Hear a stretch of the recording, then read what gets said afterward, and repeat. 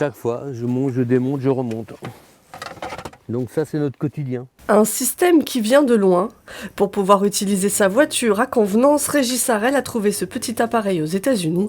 Parmi les avantages, sa simplicité. Tu pousses, tu freines, tu appuies, tu accélères. Et c'est juste une sangle, ça permet en fait ces deux mâchoires qui sont bloquées sur les deux pédales.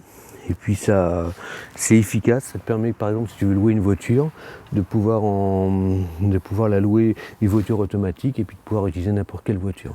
Mais aussi et surtout son coût, environ 300 €. C'est un système qui est amovible, que je peux enlever et remettre facilement, parce que c'est une voiture que j'ai en location, donc c'est une voiture électrique que j'ai en location. Donc autrement, j'aurais dû équiper la voiture et au moment de la rendre, j'aurais dû enlever le matériel et remettre la voiture en état. C'est-à-dire que des fois, ils sont obligés de percer un truc, donc ça coûte de l'argent, donc c'est un peu compliqué pour nous.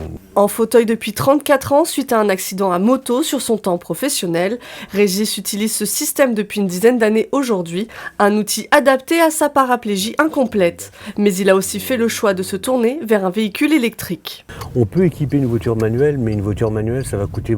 Là, tu n'auras pas de système adaptable comme celui-là. Ça n'existe pas pour une voiture manuelle. Voilà. Tu le feras faire chez un professionnel, c'est-à-dire qu'à chaque fois que tu vas toucher le pommeau de vitesse, ça va embrouiller automatiquement. Mais là, ça coûte très cher. Donc c'est tout de suite un coût, en général, 4 000 à 5 000 €. Les systèmes varient en fonction des handicaps, rampes d'accès, aménagement pour le transport du fauteuil, siège pivotant, treuil ou encore coffre de toit. La voiture est le mode de déplacement majoritaire des personnes en situation de handicap. Selon la direction de la recherche, des études, de l'évaluation et des statistiques, elle est utilisée dans 58% de leurs déplacements.